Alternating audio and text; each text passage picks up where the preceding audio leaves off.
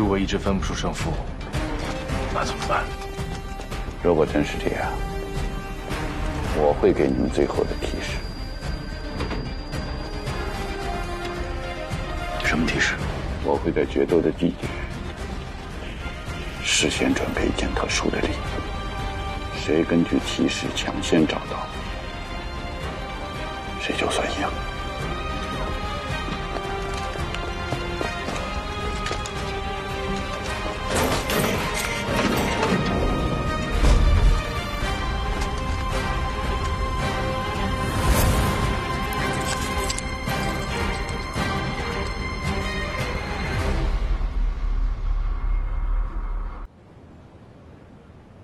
为表彰军事委员会调查统计局上尉池铁城舍身为国，接连击毙日寇武藤雄一及叛徒白松奇，特晋升少校，加授1等宝鼎勋章。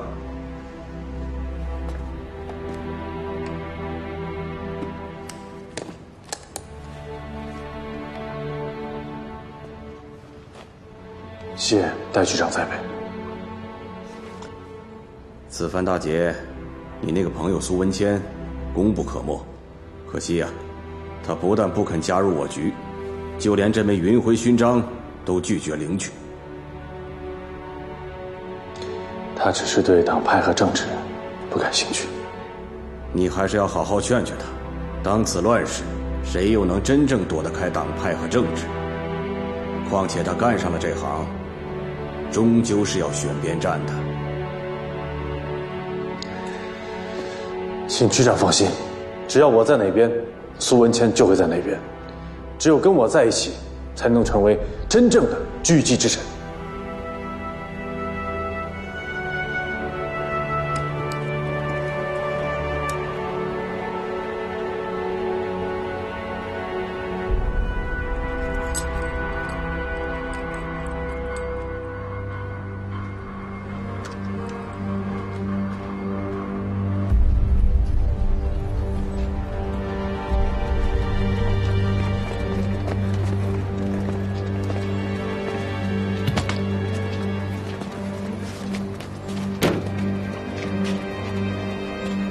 人呢？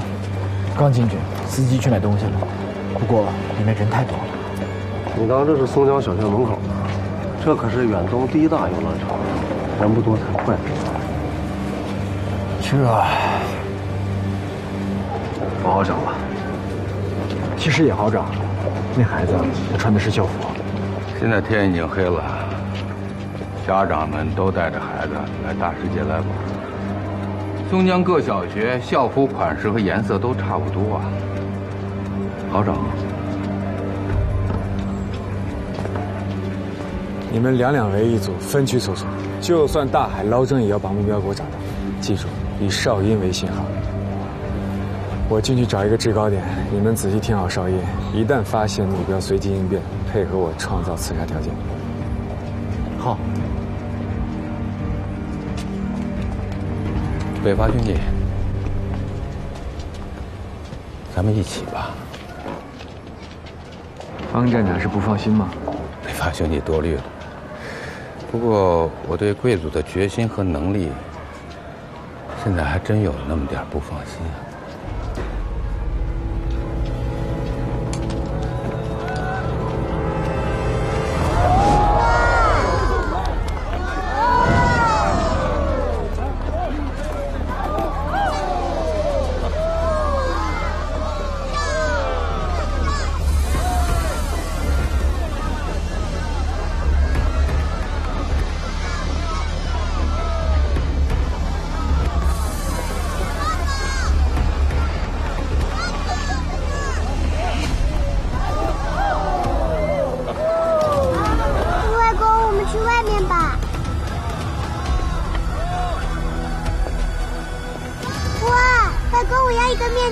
好啊。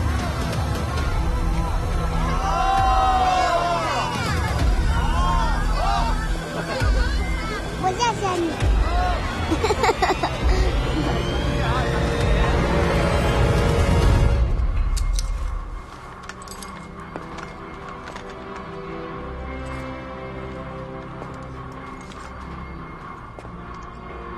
这老爹也算是用心良苦了。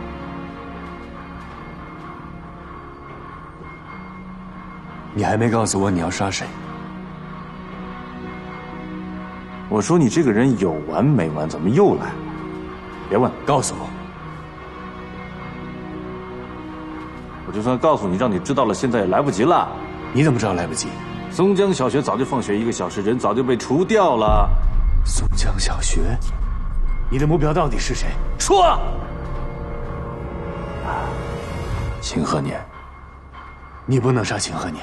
哼，在我池铁城的字典里就没有不能杀3个字。他是你女儿的外公，小雪是你女儿。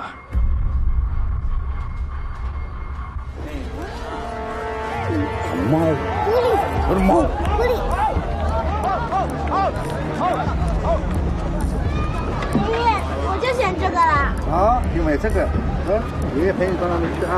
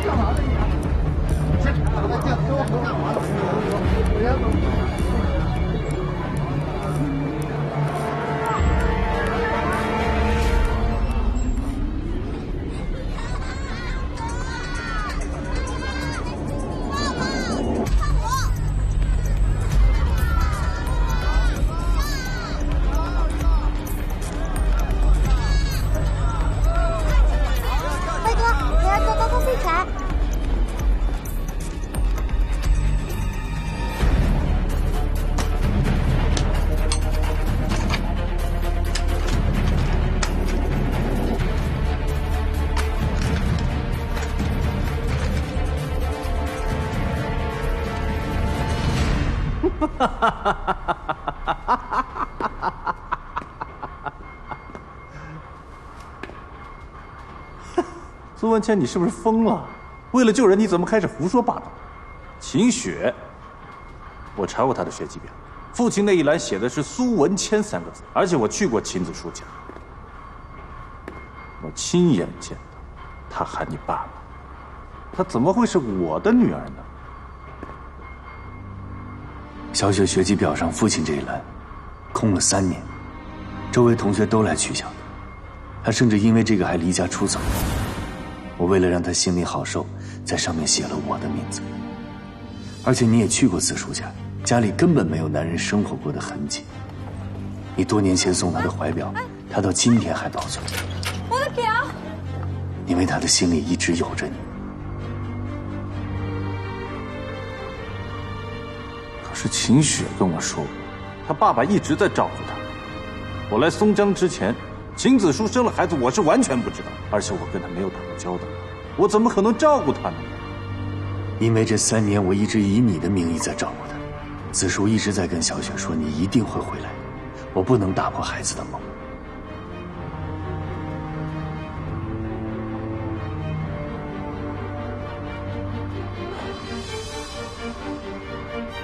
真的是我女儿。6月7号是她的生日，你自己算算时间吧。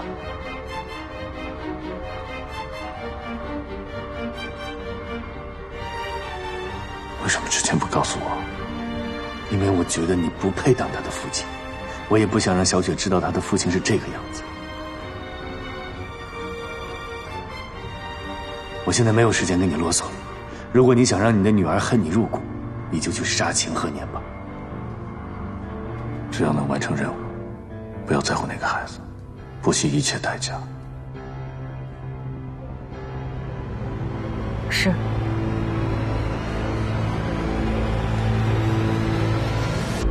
你还愣着干什么？走啊！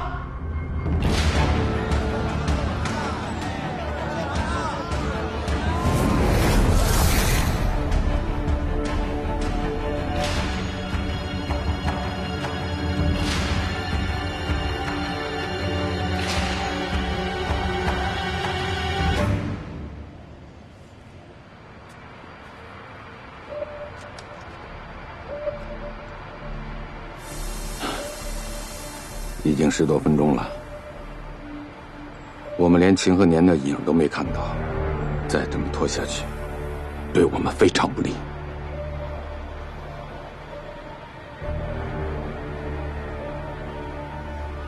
你也看见了，下面这么多人，方站长要是嫌慢的话，可以再调些人手来，反正你的人手多。松江现在是共产党的地盘，你又不是不知道。尤其是大世界，一到晚上更是戒备森严。现在大张旗鼓的调动人马，松江镇还要不要了？既然你调不来人，就请你安静一点。你这意思，还是怪我们松江站无能吗？嗯？你好好想想，自从你们水母组到了松江以后，哪次行动离得开我们松江站？可是昨天晚上布置任务的时候，你们池组长却把我们松江站排除在外。今天的行动，你们是一败再败，搞得现在这么被动，还不是我在给你们擦屁股？你们那个池组长除了会拍胸脯，我就没见过他顺顺利利、漂漂亮亮的完成过一次任务。我看你们那个行动第一准则也该改一改，省得自己打自己的脸。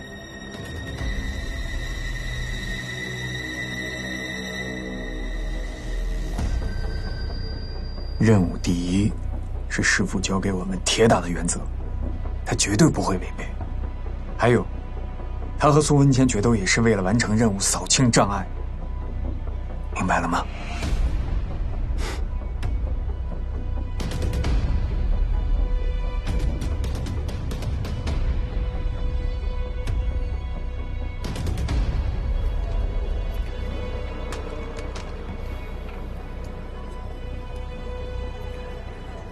是我。师傅，你没事就好，没事就好。行动怎么样了？北伐汇报，原定于松江小学门口展开的2次刺杀行动，由于共党不明原因的突然介入，失败了。不过，秦鹤年随后带着他的外孙女去了大世界，北伐、冷桥和段正鹏在安全撤离之后已经分批赶了过去。方进府也同步调动了松江站的行动人员，正在协助追杀。怎么了？他们去大世界了，我的人也去了。欧阳同志，再快点！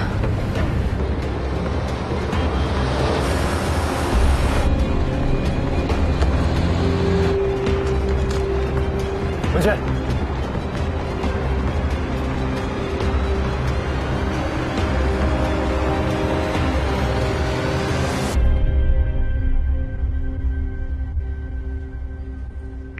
北伐。说。行动实施没有？还没有。不过你放心，目标已经带着小女孩进了大世界，我们很快就能找到。不行，你必须马上停止行动。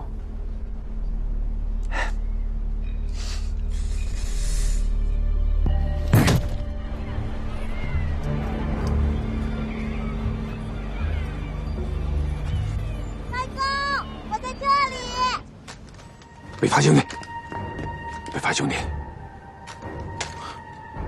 北伐兄弟，现在可是大是大非，你要想清楚啊！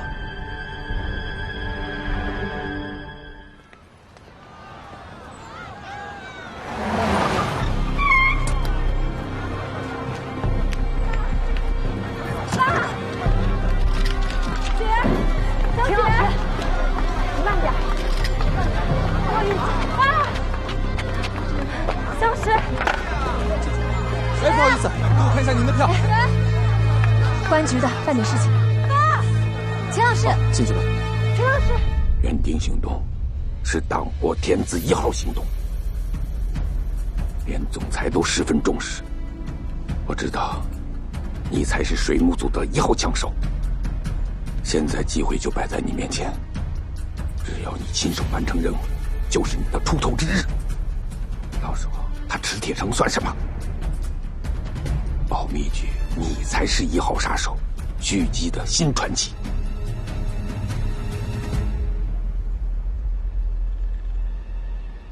我在乎的根本不是名声。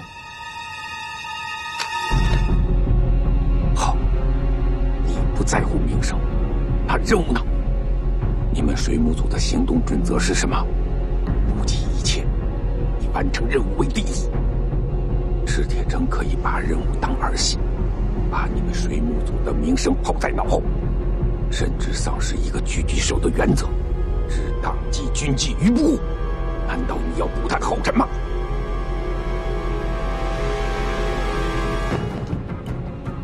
好，如果你也置党纪于不顾，觉得自己不配做一个狙击手，我不拦着你，你走吧。小雪，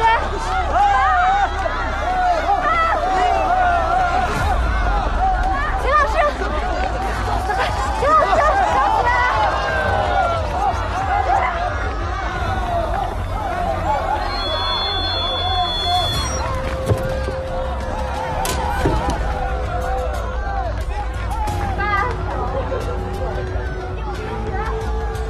刘子舒，你怎么走的？小雪，子舒，不好意思，不好意思，不好意思。爸，小雪，雪，妈妈，妈妈，我在这里。雪。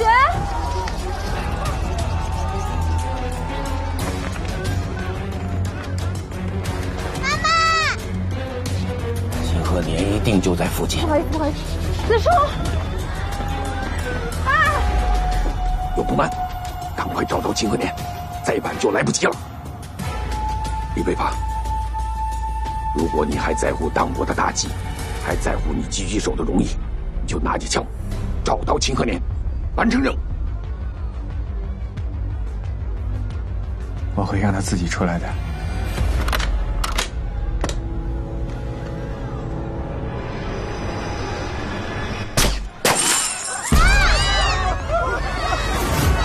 小雪，小雪。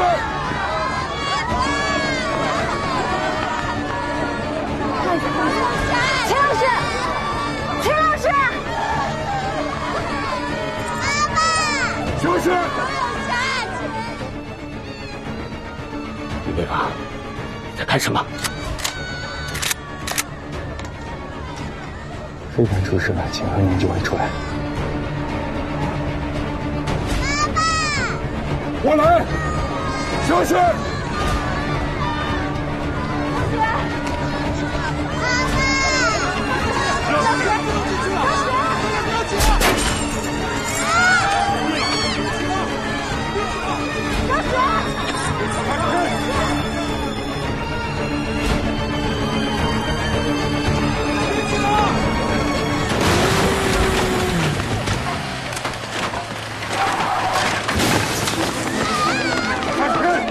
秦鹤年，开枪吧！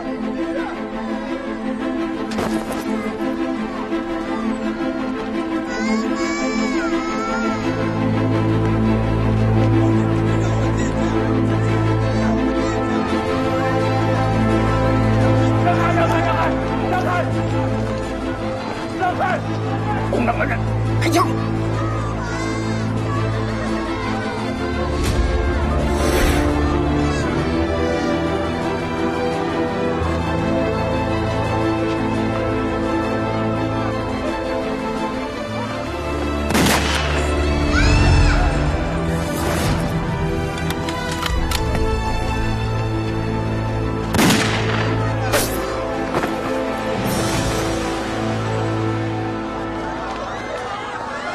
小雪，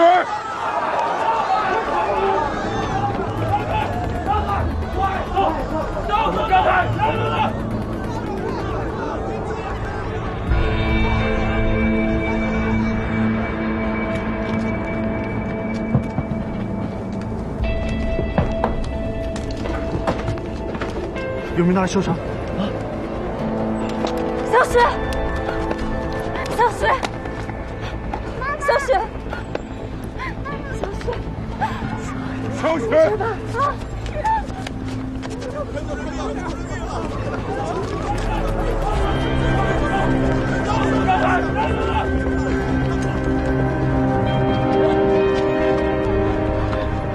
哪地方去？史铁城，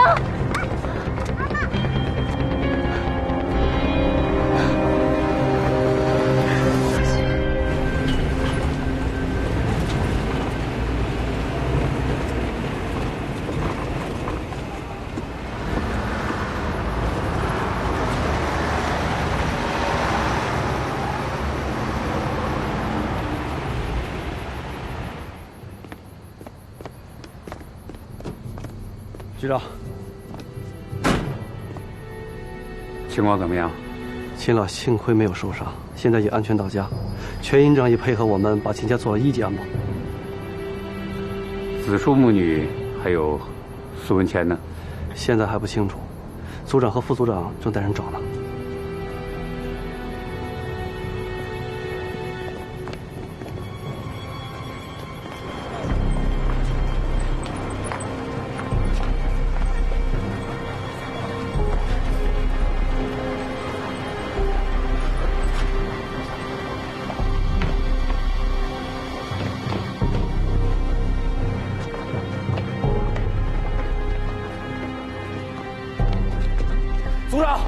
组长，找着了吗？四周都找遍了，没看见人。也问过邻居了，都说不清楚。组长，这边没有发现人。组长，讲。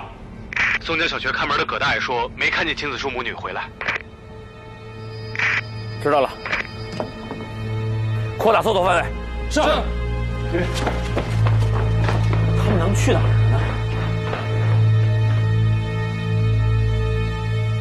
田老先生，您现在真的不能出去，外面太危险了。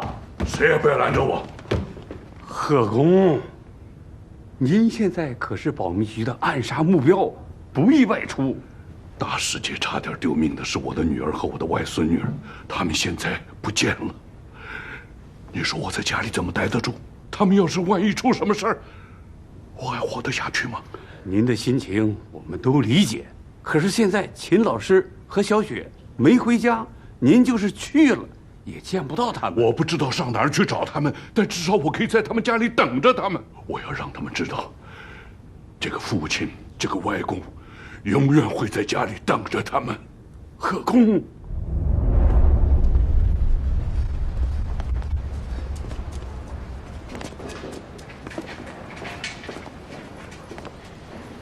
我跟你讲哈，苏文谦，一定是苏文谦把秦子初和小雪给带走的。我觉得不一定是苏文谦。为什么？组长，讲。秦老先生现在执意要出去，说是要去他女儿家，等着他女儿和小雪回来。为什么不拦着？我拦了呀，我拦不住呀，都已经生气了，说再不让他出去，就不接受我们保护了。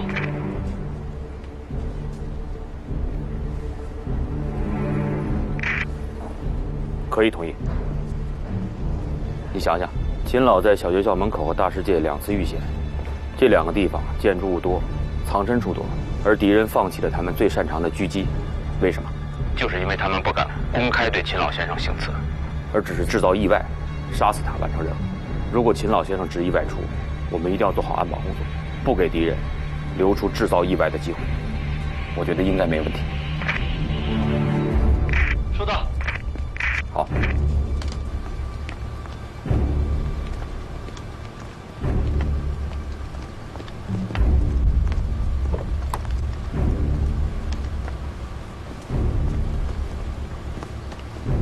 出发。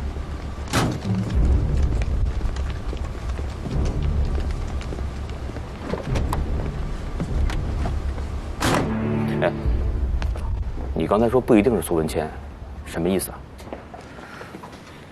我觉得他们母女俩应该是进赤铁城去了。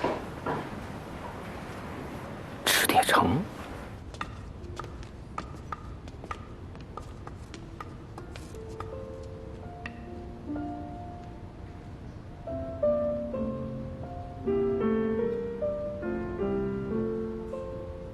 妈妈，你怎么了？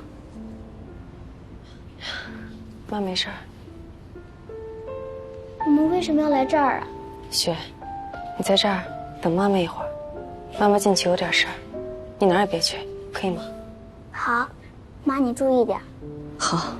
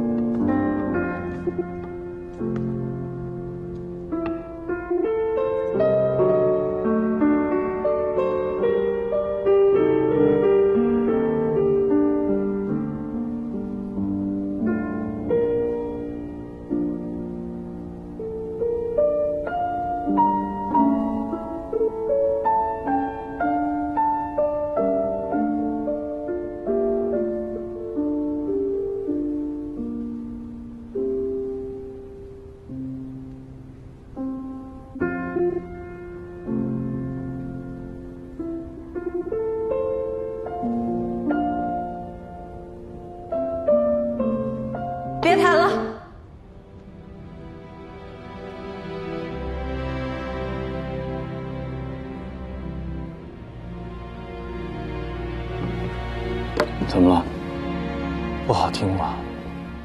我记得10年前，这是你最喜欢听的曲子。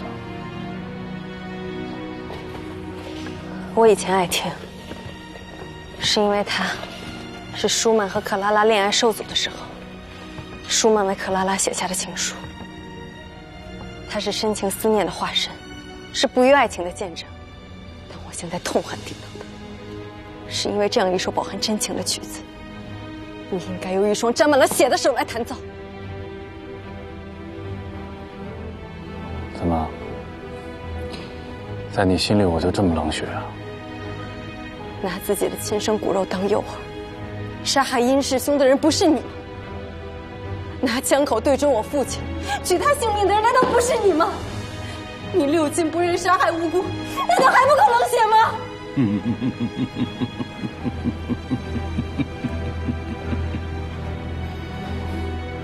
没错，你父亲就是下一个目标。但是要杀他的人啊，不是我。史铁成居然是小雪的亲生父亲。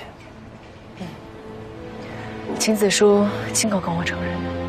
哦，所以你猜测，在大世界和苏文谦一起来救人的人就是史铁成。对。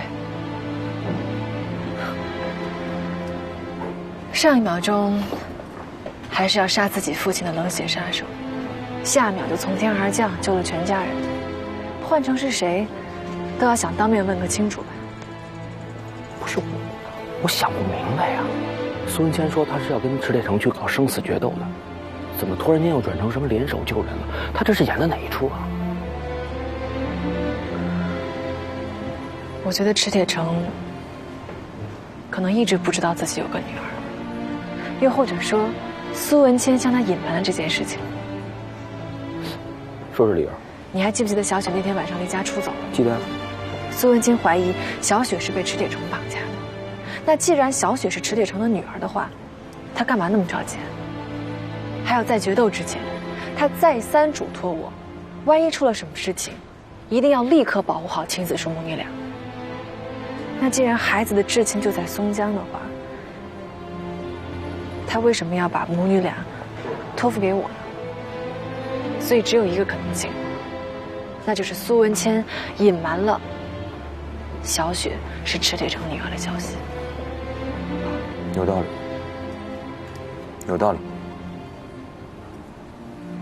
所以说两个人会联手来救人，而且史铁成他破坏了自己精心设计的刺杀行动，应该就是知道了小雪是他的亲生女儿，才会决定来救人的，对吧？等一下。怎么了？如果4点钟你没有接到电话，请你马上去松江小学接上小雪，带子书和小雪去公安局，然后你会在公安局的信箱里找到2封信，一封是给你的，一封帮我给子书。走，回局里。怎么了？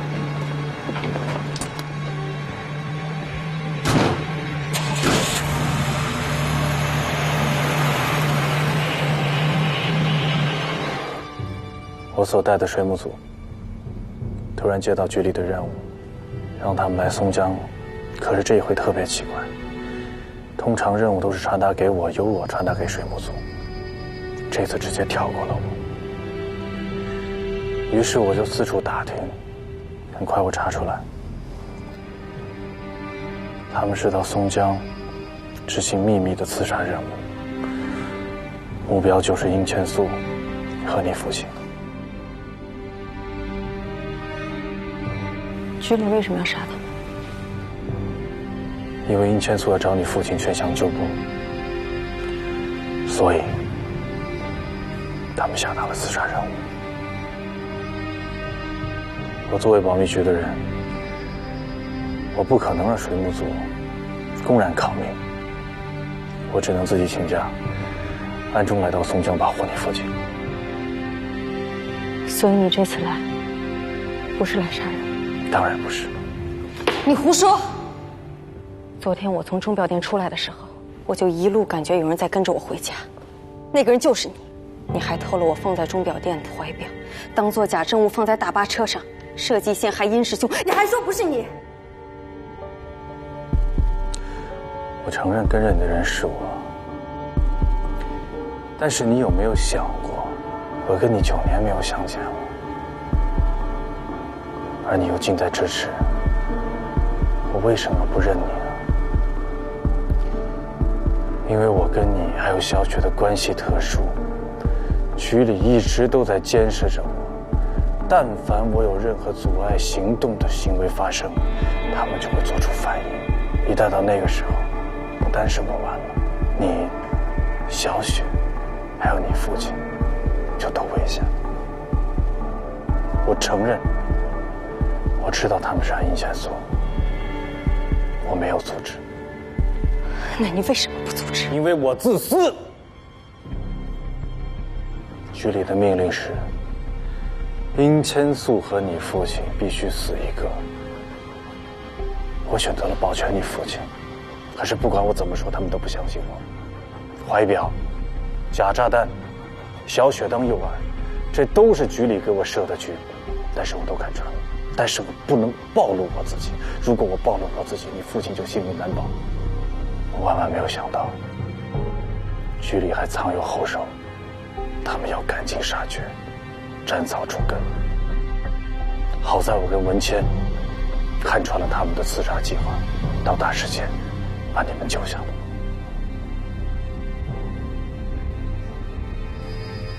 你说的都是真的？当然是真的。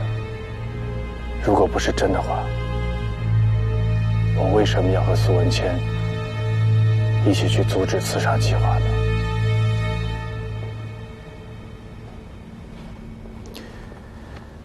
我特别理解你，你肯定在生我的气。我知道，我这回回松江，没有和你和小雪相认，你心里一定是生气的。我自己也看不起我自己。作为一个男人，一个父亲，自己的爱人和自己的女儿就在面前，我却什么话都不敢说。我是一个失败的人。可是你知道吗？当我看到小雪就在我面前的时候，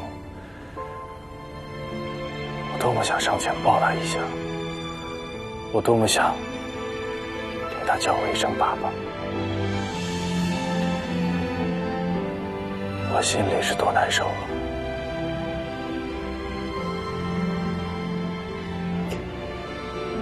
但是都无所谓，只要你、小雪和你父亲能够平平安安，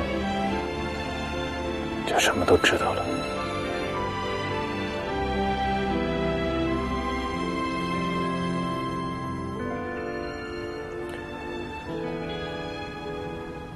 照顾好自己，保重。队长，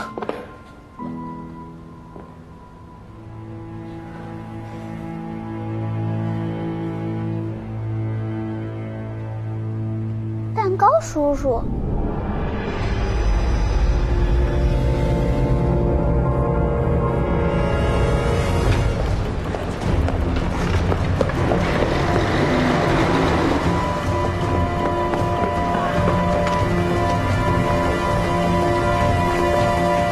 雪，知道他是谁吗？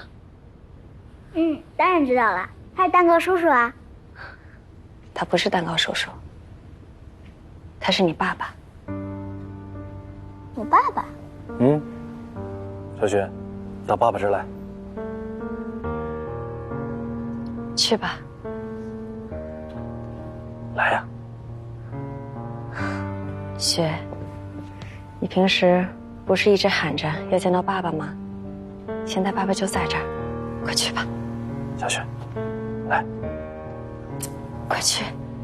不对，他不是。小雪，怎么回事？妈妈讲的话你怎么可以不相信呢？我真是你爸爸。你不是，你不是，你就不是。雪，如果他是我爸爸，为什么忘记了见面约定？见面约定。啊，就是你们在信里约好的见面方式。信？什么信？就是你跟孩子写的那些信啊。自己写的信自己都不记得了。苏爸爸。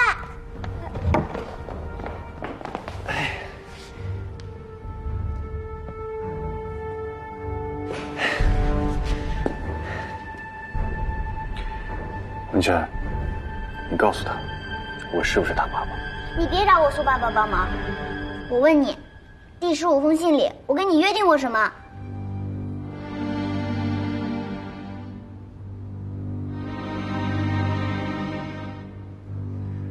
苏爸爸，我们一起回家。小轩，我现在还有点急事儿，不能跟你们一起回去。 晚一点我就回去找你，好不好？妈妈的眼睛不好，你能不能照顾好妈妈，把妈妈送回家？能。我就知道小雪最乖了。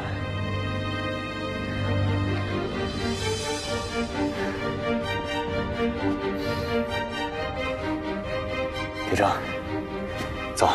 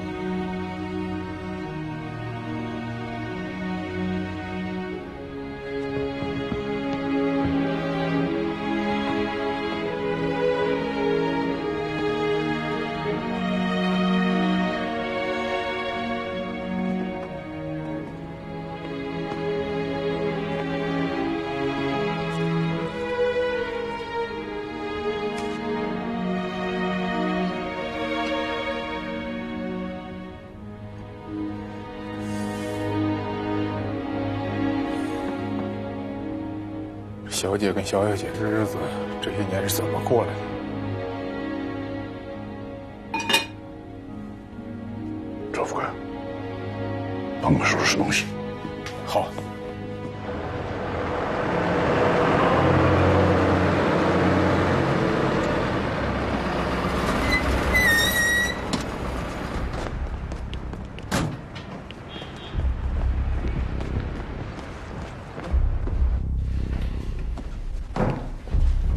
科长，侦查科的信都在这里了。好，谢谢。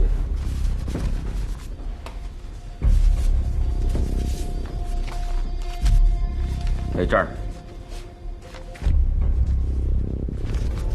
谢谢。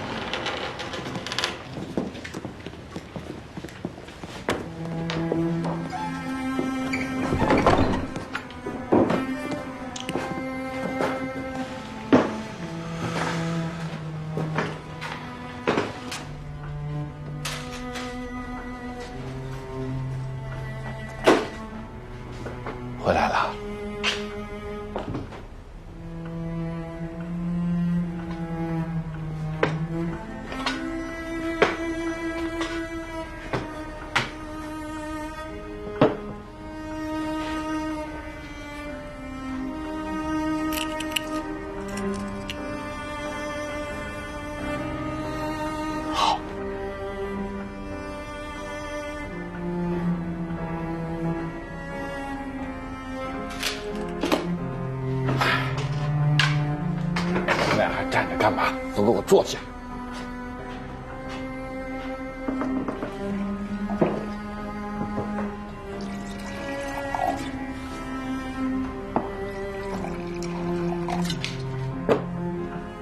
来，啥也别说了，让爷仨啊，先把这杯中酒给干了。等会儿，话没说清楚，这酒没法喝。这打也打了，喝也喝了，又怎么了？文倩，你要我问你多少次你才肯说呀？到底是什么信？信里说的见面方式到底是什么？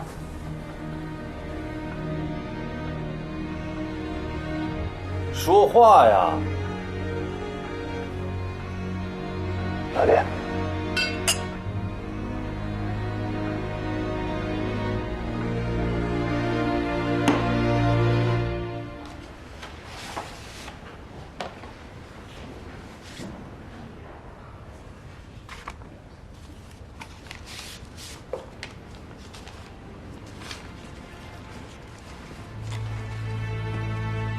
欧阳，无法亲自前来，只能借信多说几句，请见谅。首先跟你说声谢谢，也请你代李局长、曹组长和专案组的同志表达谢意。这段时间，大家对我的理解、宽容和包涵，我除了说一声谢谢，无言以表。但接下来，我想说的是，抱歉。之前由于各种原因，我屡犯纪律，辜负了教官一职，给你们的工作造成了很多麻烦，甚至还错怪你们，说过过分的话。但这些我已无法弥补，空余一声抱歉。日后，愿你们一切平安顺利。另一封信，请转交子书。之所以将信托你转交，是因为那封信中所写必将给小雪和子书带来巨大而难以承受的打击。纵使是在写信的当下，我已不忍想象他们看信之后的痛苦和失望，所以只能在决斗之前麻烦你事后将小雪和子书带回公安局，待他们安全得到保障之后，再酌情将信转交。尽管我知道人内心的痛苦是他人无法治愈的，但我仍想拜托你安慰看顾小雪和子书。或许漫长的时日会让他们慢慢坚强起来，他们终有一日也将接受现实，重拾生活。但我希望在那之前，你能给予他们力量和依靠。我又向你提出了不情之请，真是抱歉。回头想想，我总在麻烦你。虽然这些我之前已经说过，但落笔之时，这些重复的话仍是不觉淌出。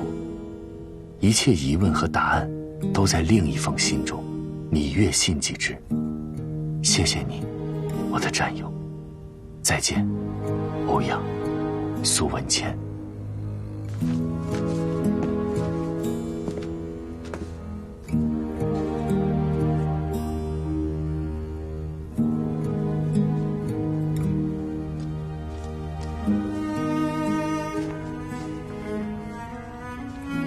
子书，不能当面跟你还有小雪告别，请原谅。相逢必有终期，或许我们该学会接受和面对别离。纵使日后我不在，也请你和小雪照顾好自己，保重身体。3年的朝夕相处，我们早已如同家人，点点滴滴的生活细节，我都记在心中。这大抵便是人们所说的幸福了。于一个曾经犯下大错的人来说，本是不该，也不配拥有幸福。但小雪和你，用亲情给了我重新振作的勇气，也赐予了我新的灵魂。重生之恩，无以为报，真是对不起，我只能在另一个世界为你们祝福。接下来我要向你坦白一件事情，那必将会让你感到震惊和痛苦。我虽心下不忍，却不能不说。其实，我一直在对你和小雪撒谎，而且是弥天大谎。谎言从10年前便开始了。我知道，你一直认为池铁城当年救你是偶然。我们事后发现，你能帮助我们刺杀武藤和白松崎也是巧合。可事实，并非如此。行，你要说当年，我就跟你好好论论当年。当时说要利用青子树，你是反对的，但最后呢，你不是也同意了吗？到现在怎么全往我身上推呢？到最后我把自己也给搭进去了，我找谁说理去啊？一开始，我不想连累一个年仅17岁的女学生，但是因为当时实在找不出刺杀的机会，而且子树是爱国学生，在刺杀白松崎和武藤这么大的事情面前，我最终选择了你的建议。但是，我们当时说好了，只是激发他的爱国情怀。但我没想到，你竟然利用谈恋爱，让他为你去冒险。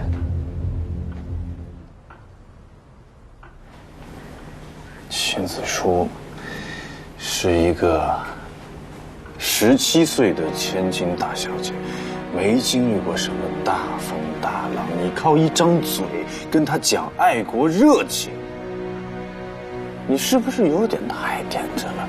你仔细想想，最后还不都得靠我吗？啊！可笑的是，我当时以为你情不自禁地爱上了他，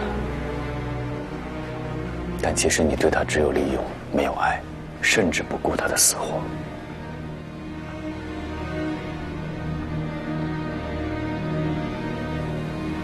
有那么严重吗？我们俩相处的挺好的呀。那我问你，子树的眼睛是怎么瞎的？当时我拼命地在喊不要开枪，不要开枪，可你做了什么？我做什么？我都是为了任务啊。主目标是武藤，白松崎只是附带，能杀就杀，杀不了只要确保杀掉武藤就可以。 1分钟之内干掉2个大目标，那不是很完美吗？你突然改变计划，哪怕是次要的目标，那行动不就不完美了吗？我以为你是因为太过于专注，没有听到我的提醒，或者你不知道子树就站在窗边，你的位置可以把窗边的一切看得清清楚楚，而且你没有挂电话。 你明明听得见我的提醒，你明明知道子树的位置，你明明知道那一枪打出去很有可能伤到子树，可是你还是开枪了，因为你只在乎任务的完美，你只在乎你的自我满足，你不会顾及一个爱你的、为你不惜生命的女孩的生死，更何况她的一双眼睛。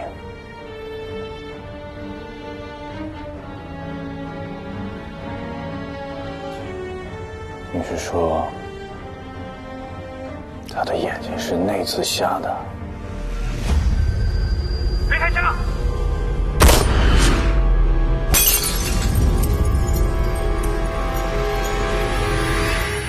当时我根本不知道子树为了这次行动付出了怎样的代价。接下来的7年里，没有子树的任何消息，你再也没有提起过他，我也不敢向你提起。 因为我一直以为你还爱着他，你对他充满了愧疚，充满了思念，所以我不敢提起过去，我怕你伤心。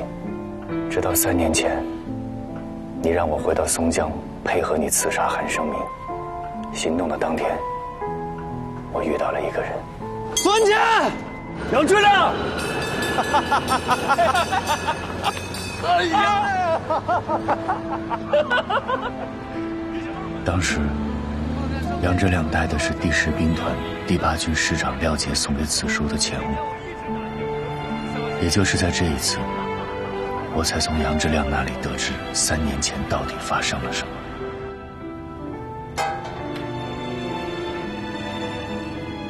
秦先生，据我们分析啊，秦小姐是因为玻璃碎片压迫神经导致的失明，至于后续怎么样，这个我们也说不准。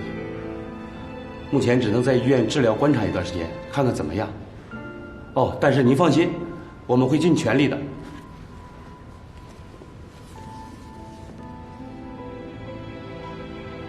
明白了，谢谢。哦，恭喜你，您看看这个。恭喜。您不知道吗？秦小姐怀孕了。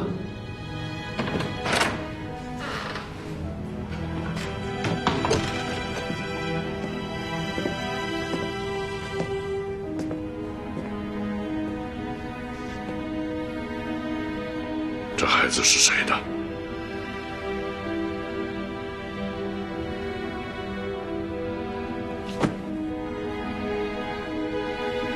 你不说，医生！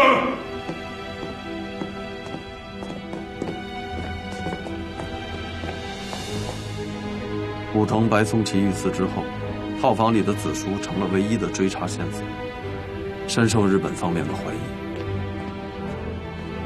但迫于秦和年的身份，也因子书同样重伤，在查无实据的基础上，日军也只能以保护的名义监控子书。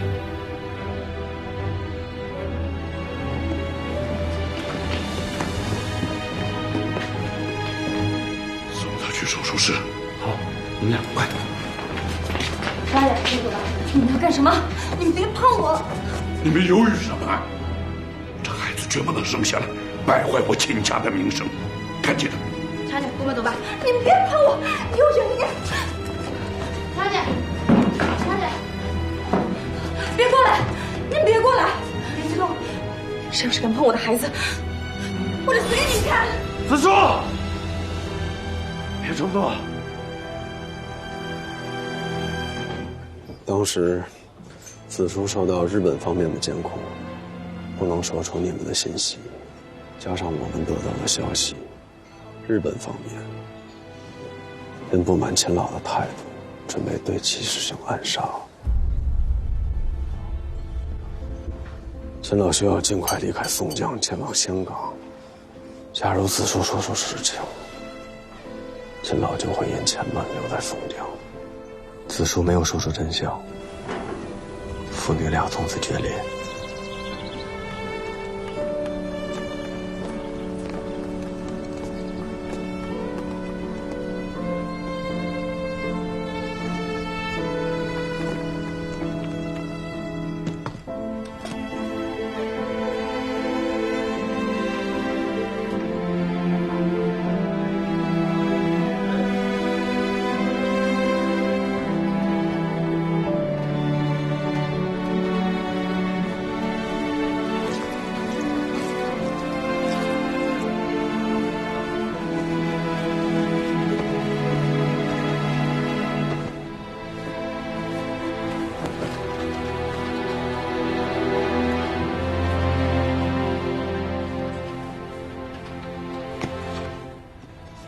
抗战胜利后，我随秦老回到松江，打听到了子书的下落。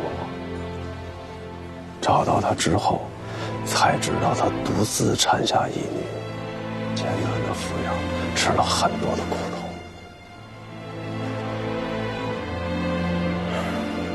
其实这些年，秦老也曾后悔过，但碍于面子，不能和解。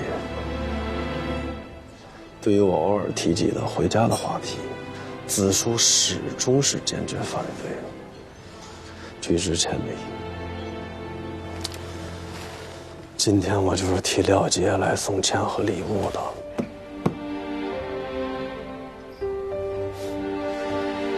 子书照例又拒绝了。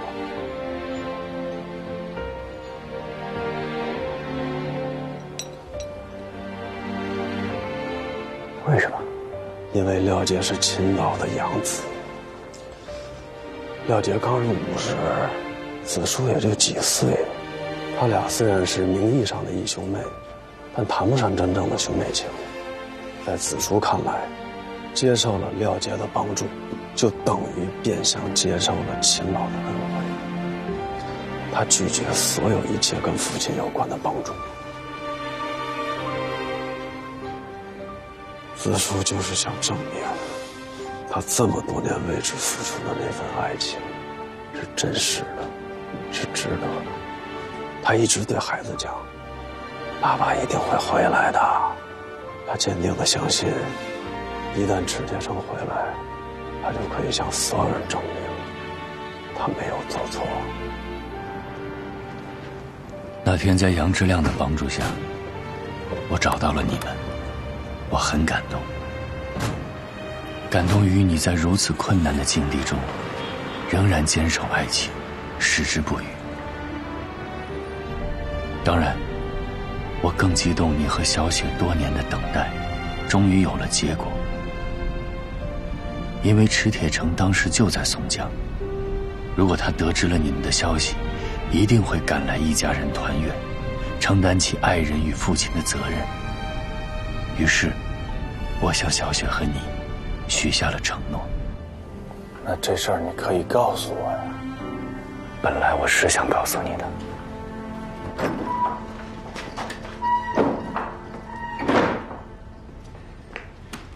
铁城，你知道我刚才碰到谁了？为什么现在才回来？你知不知道距离行动还有2分钟？我要告诉你一个好消息，行动马上就要开始了。你现在呼吸混乱，情绪激动。一个狙击手最重要的是什么？是冷静。需要我提醒你吗？行，我错了，行了吧？你错了。这次行动那么精密，那么完美，困难的程度你自己也说是一个挑战。你现在却说一件事情会让我高兴，你干嘛？要把我的心情也弄乱吗？行了，我知道了。那你答应我，任务结束以后第一时间跟我会合，我一定要把这件事告诉你。我答应你，但你要答应我，从现在开始30秒必须把这件事给忘了。闭眼，调整呼吸，手。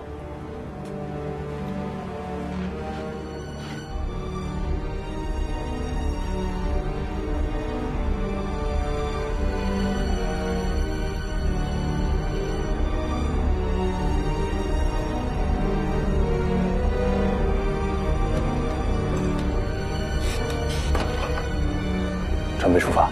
你说在行动之后告诉我，可你也没说呀。行动后？你是说在我知道你骗我杀了杨之亮之后吗？咱们俩的感情，一个姓杨的算什么？至于跟我来这么一下吗？杨之亮救过你的命，救过我怎么样？我想杀他吗？是他自己跳出来找死的。如果他没有跳出来找死，我任务会失败吗？我会杀错人吗？那你原本要杀谁？秦鹤年？秦鹤年怎么了？怎么了？他是子舒的父亲。子舒？什么子舒啊？什么子舒？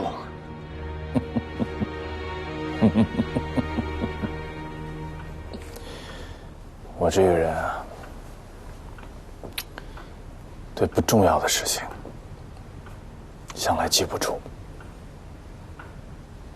你可以提醒我呀。我没有提醒你吗？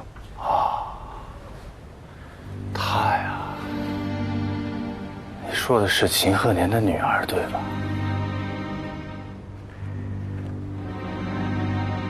你竟然连她的名字都忘了。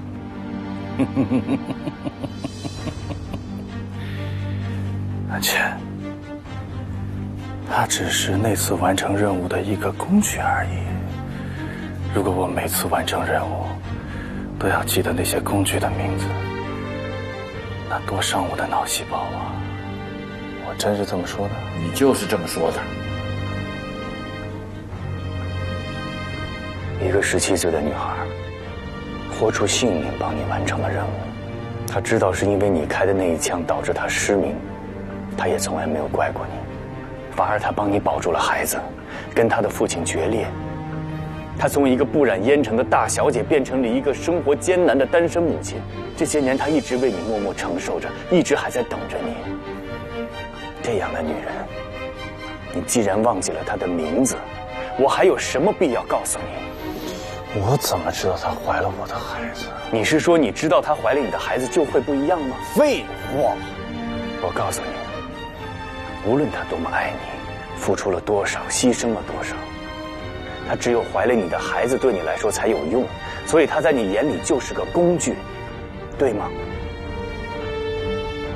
坐下！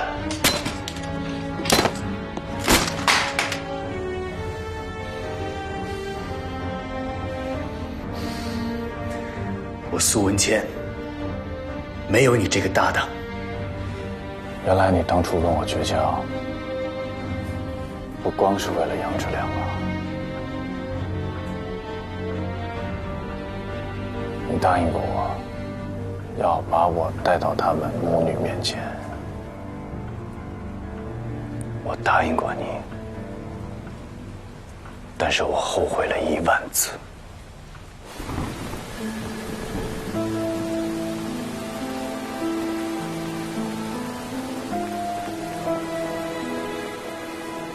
那个晚上，我躲在角落里，看着你和小雪在大雨中等候了整整1夜，却始终没有勇气走过去，告诉你们真相。我痛恨我自己，我不仅违背了对杨之亮许下的承诺，还开枪杀死了他。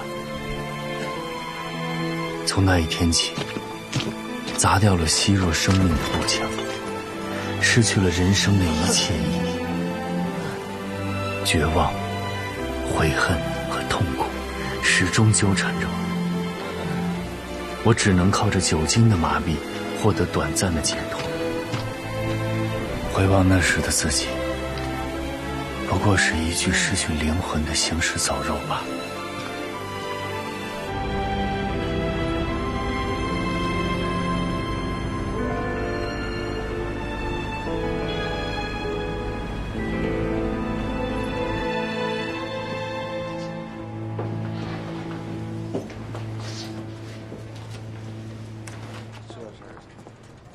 那人怎么没得了？妈，这儿怎么那么多解放军呢？小雪，哎，秦老师，小雪，你们去哪儿了？妈妈眼睛疼，我们去给她买药了。你外公啊，都快急死了，一直在家等你呢。我外公？是啊，还给你们收拾东西，准备搬家呢。哎，秦老师，您慢点。老帅，这个要带吗？打开看看。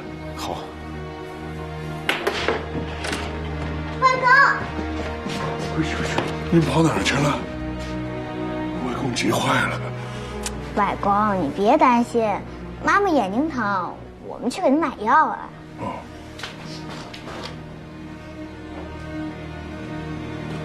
你怎么眼睛疼了？要不要去医院？不碍事儿，爸，老毛病了。外公，你这是干什么？外公都帮你们收拾好了，这就跟外公回家去。这不就是我家吗？外公的家才是你们的家。不用了，爸，这儿挺好的。这儿好什么呀？这儿不安全，你知道。那些人的枪口正对着我呢，你是我唯一的女儿，这是我唯一的外孙女。今天在大世界，就差点出事，我不能让这样的事情再发生，所以跟我回家去。是啊，小姐，你们住在这儿，老帅怎么能放心得下？现在家里里里外外都很安全，有人保护。真的别麻烦了，门口有那么多人守着，不会出事儿的。他们这几个人保护不了你们，你们跟我回家去，也给他们省事儿了。周副官，你快一点！等一下，等一下，等一下。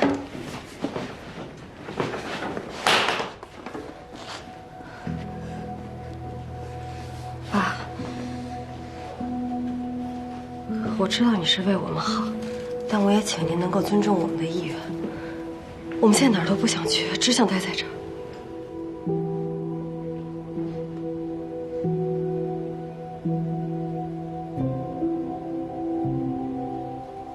小雪，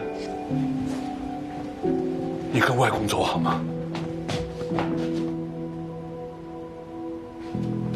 小雪，你不愿意跟外公回家吗？外公，你还是先走吧。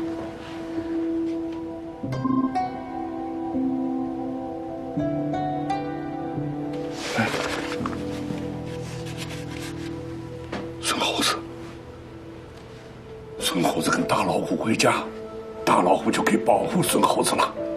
孙猴子跟大老虎在一起，才会出现危险。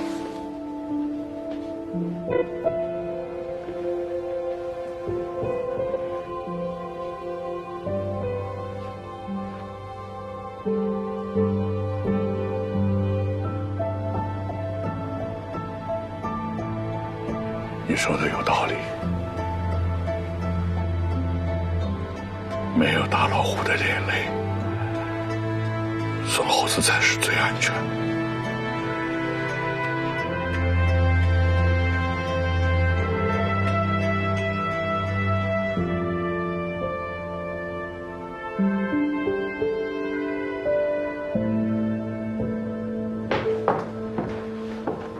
贺公，对不起，请借一步说话。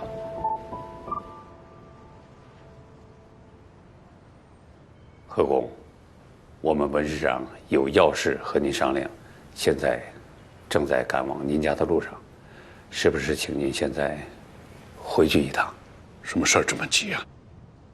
一是关于您的安全问题，另一方面，收到国民党中央社的消息，第10兵团取得衡州大捷，今晚9点将向全国播出祝捷仪式。文市长想跟您一起，根据现实情况商讨后续对策。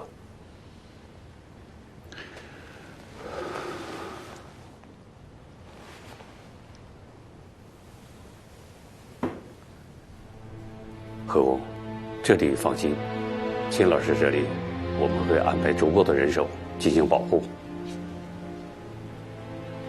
谢谢。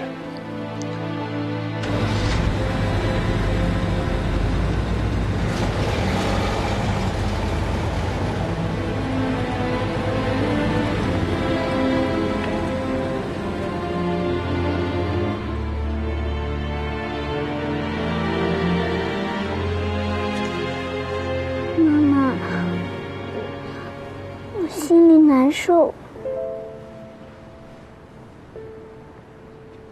外公会不会更难受啊？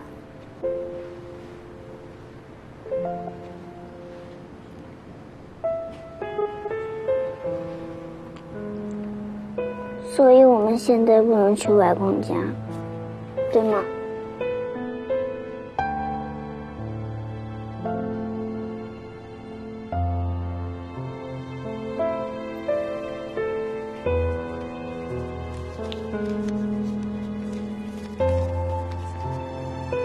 猪爸爸说，明天早上10点之前，如果看到蝴蝶风筝，1个小时之后，咱们就以搬回外公家的名义走燕子巷。他就中途接我们去见爸爸。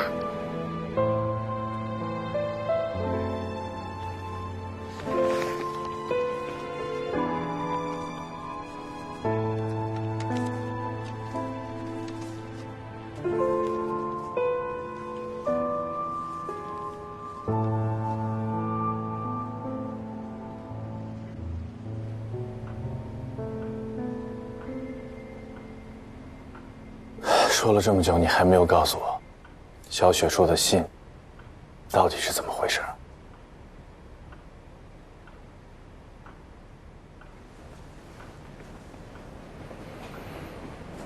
那是一个临时编造的谎言，但我没想到一编出来就守不住。胆子挺大呢，没钱喝这么酒。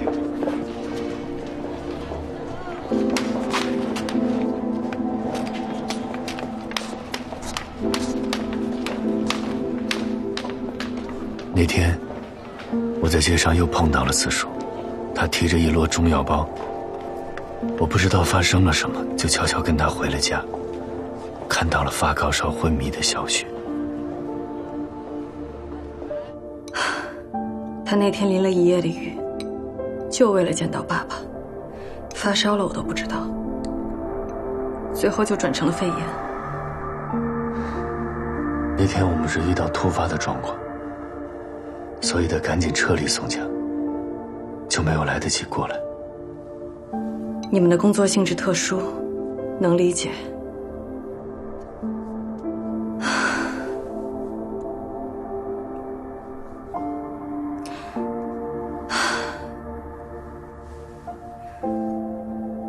孩子喝不进去药，不喝药，这烧就一直退不了。再这么下去可怎么办？爸，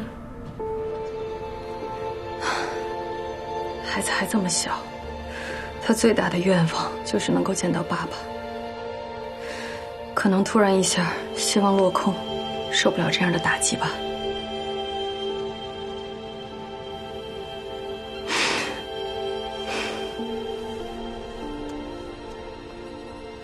小雪，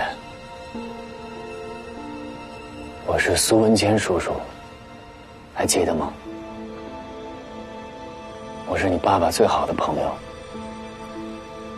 这次你爸爸因为临时有事情，不能来看你了，但是他托我过来给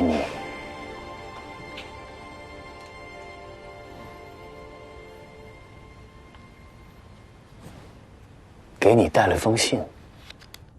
铁成来信了。对，我念给你们听。好。亲爱的小雪，爸爸因为这次任务突然有变化，所以不能跟你们见面了，请原谅爸爸这么多年都没有陪在你们身边。其实这6年里，我一直在打听你们的下落，但是一直也打听不到。当我知道你和妈妈的下落的时候，我恨不得马上就飞到你们身边。但是上天就是喜欢开玩笑，让我马上就要见到你们的时候，就把我又拉回去了。但是我一点也不难过，我相信不久的将来我们就会见面的，正如这么多年你们所赠予我的一样，我也一定会回馈给你们最真挚的爱。我最亲爱的小雪，在我们重逢之前，我祝你们幸福快乐，代我问妈妈好，我十分的想念你们。爱你的爸爸。爸。像是另一半，那些看似无迹的平淡，是我向往已久的温暖。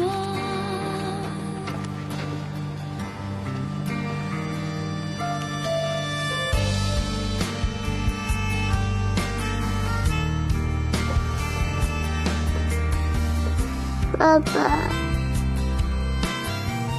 子舒，这便是那第一封信的由来。原谅我骗了你，可我当时无法面对一个在病中还盼望父亲的孩子。这一切都是我造成的，假如不是我给过你们虚假的希望，你们便不会如此痛苦。为了孩子，我临时伪造了一封爸爸的来信，但我没想到小雪找到我，并给爸爸回了信。苏叔叔你好，我是在你留下的钱里找到你的地址的，请你把这封信交给我的爸爸。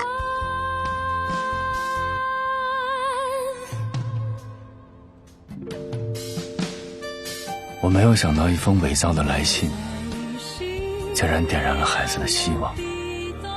当我看到那封天真的回信，我就有一种强烈的冲动，想要为他做些什么。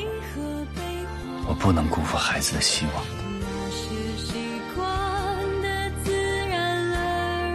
我也曾质疑自己，用一个谎言去支撑你们的美好幻想，是否是饮鸩止渴，错上加错。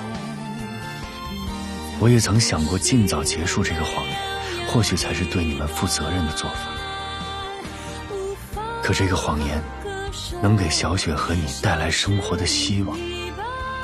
每次看到你们独行时候的快乐和期待，我就实在不忍心揭破真相。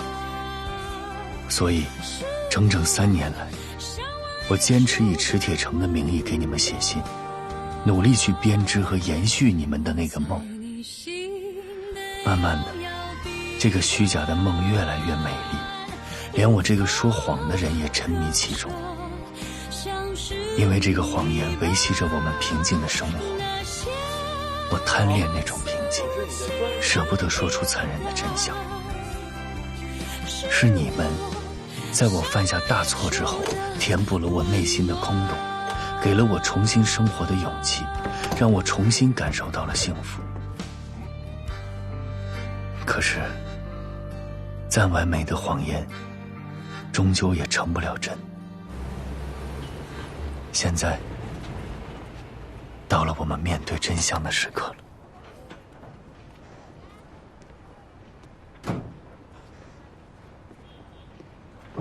组长，组长，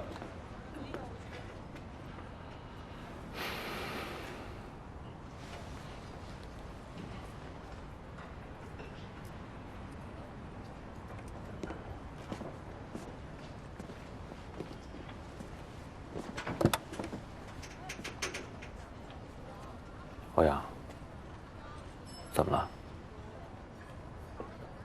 现在就揭破真相，对他母女来说，是不是太残忍了一点？我也想保护他们的感情，可是秦子书母女毕竟是找到池铁城和苏文倩的唯一线索，咱们这边多耽误1分钟，秦老先生那边就多1分钟的危险，这个道理我想你比我清楚。再有，苏文倩那信上不是写了吗？再真实的谎言也是谎言，与其让他们活在谎言中，还不如提早跟他们揭破真相的好。长痛不如短痛，走吧。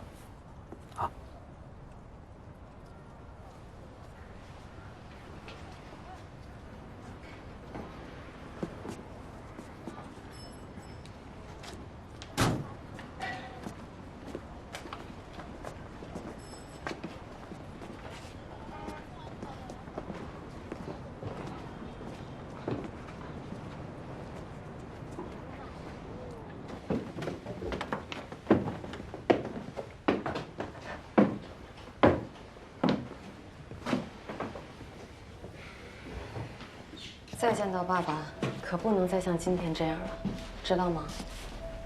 我今天怎么了？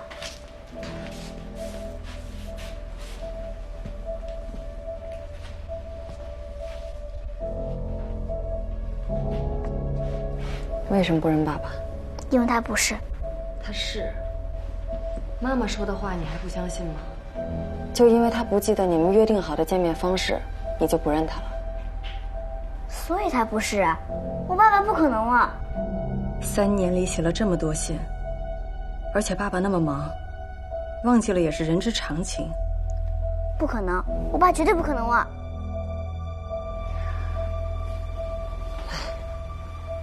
爸爸平时呢，工作很辛苦，每天都有很多事情要做，忘记了一些细节，你就不能原谅他了？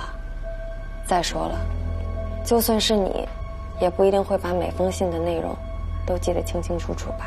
不，每封信我都记得1清2楚。信在哪儿？我陪你去取。取什么信？小雪说的信呢？不取信，我怎么知道她说的见面方式啊？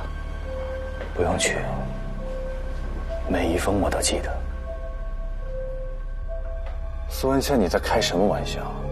小雪的回信，每一个字我都记得。